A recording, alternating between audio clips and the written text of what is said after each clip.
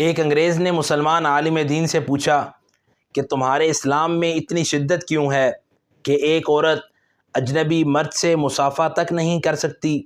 عالم دین نے بہت ہی تحمل سے خوبصورت جواب دیتے ہوئے پوچھا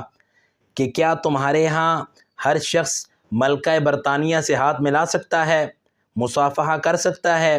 انگریز نے جواب دیا، ہرگز نہیں، بلکہ ملکہ برطانیہ کے پروٹوکول میں قانون صرف 7 قسم کے افراد کو یہ اجازت دیتا ہے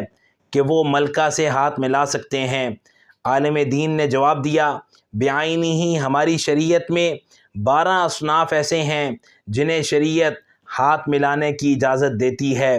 جن میں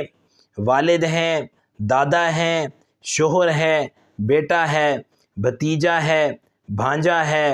اور چچا ہیں، ماموں ہیں، پوتا ہے، نواسا ہے۔ عالم دین فرمانے لگے،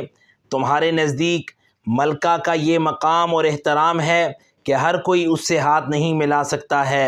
اور تم نے یہ عزت صرف ملکہ ہی کے لیے خاص کی ہوئی ہے، جبکہ ہمارے اسلام میں ہر عورت کا مقام وہ ملکہ جتنا ہے، اور اس کو اللہ تعالیٰ نے یہ پروٹوکول عطا فرمایا ہے۔